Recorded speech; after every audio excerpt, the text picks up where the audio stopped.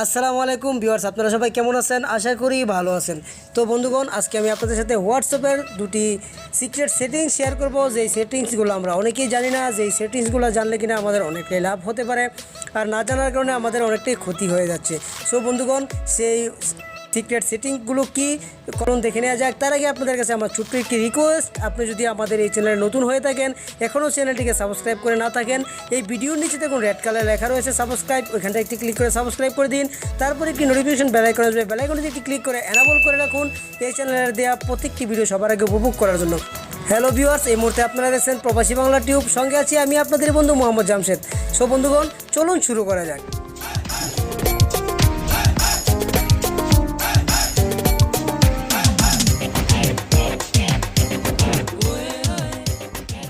So viewers, সর্বপ্রথমে আমরা যে কাজটি করব, আমাদের হোয়াটসঅ্যাপটিকে আমরা ওপেন করব। তো আমি আমার হোয়াটসঅ্যাপটিকে ওপেন করব। ওপেন করার পর এই যে দেখুন রাইট কর্নারে লেখা তিনটি থ্রি ডট রয়েছে, থ্রি ডটে ক্লিক করে দিন। তো থ্রি ডটে ক্লিক করার পর আমাদের সামনে এরকম একটি পেজ আসবে। আসার পর দেখুন নিচে একটি অপশন রয়েছে সেটিংস নামে। তো আমি সেটিংসে ক্লিক করব। সেটিংসে ক্লিক করার পর আমাদের সামনে এরকম একটি পেজ আসবে। আসার পরে দেখুন এখানটা একটি অপশন রয়েছে ডাটা অ্যান্ড স্টোর ইউজ। তো ডাটা অ্যান্ড স্টোর ইউজ এখানটায় ক্লিক করে দেবো।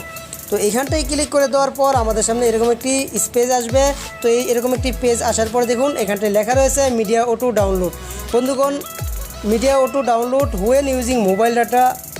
বন্ধুগণ, এটার মানে হচ্ছে আমার মোবাইলে যখন আমার মোবাইল ডাটাটা অন থাকবে, আমার কোনো ফ্রেন্ড যদি আমাকে আমার মোবাইল ডাটাটা অন থাকার পর ফটো, ভিডিও অথবা অডিও বা কোনো ডকুমেন্টস সেন্ড করে, তাহলে এটা এরকম টিকমার্ক করা থাকলে আমার এগুলো অটোমেটিকলি ডাউনলোড হয়ে যাবে। তো বন্ধুগণ, আপনি যদি মোবাইল ডাটা ইউজ করেন, এই কোটাকে আপনি অফ করে রাখতে পারেন, কারণ অপ্রয়োজনীয় অনেক ভিডিও, অনেক অডিও বা ডকুমেন্টস আমার কোনো ফ্রেন্ড আমাকে সেন্ড করলে অটোমেটিকলি ডাউনলোড যখন হয়, তখন কিন্তু আমাদের অনেকটাই মেগা কেটে নিয়ে যায়। তো বন্ধুগণ, জাস্ট আপনি ফটো যে অপশনটি রয়েছে আপনি এটাকে অন করে রাখতে পারেন, আর ইচ্ছে না আপনি যদি না চান তাহলে এটাকে আপনি আনটিক করে দিন।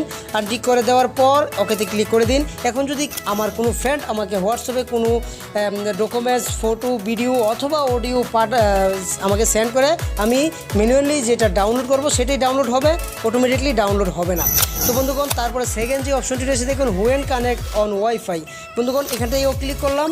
ক্লিক করার পর দেখুন আমি সব কয়টাকে ঠিক করে রেখেছি। ওয়াইফাই যখন আমার মোবাইলে রানিং চালু থাকবে, তখন আমার কোনো ফ্রেন্ড যদি আমাকে ফটো, অডিও, ভিডিও অথবা ডকুমেন্টস সেন্ড করে, অটোমেটিকলি ডাউনলোড হয়ে যাবে।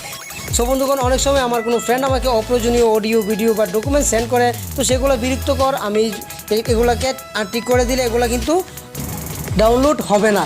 তো আপনি ইচ্ছে করলে এগুলো, যেহেতু ওয়াইফাই নেট, আপনি ফটোর যে অপশনটি রয়েছে এটাকে টিক করে রাখতে পারেন, বাকি কটাকে আনটিক করে ওকেতে ক্লিক করে দিন।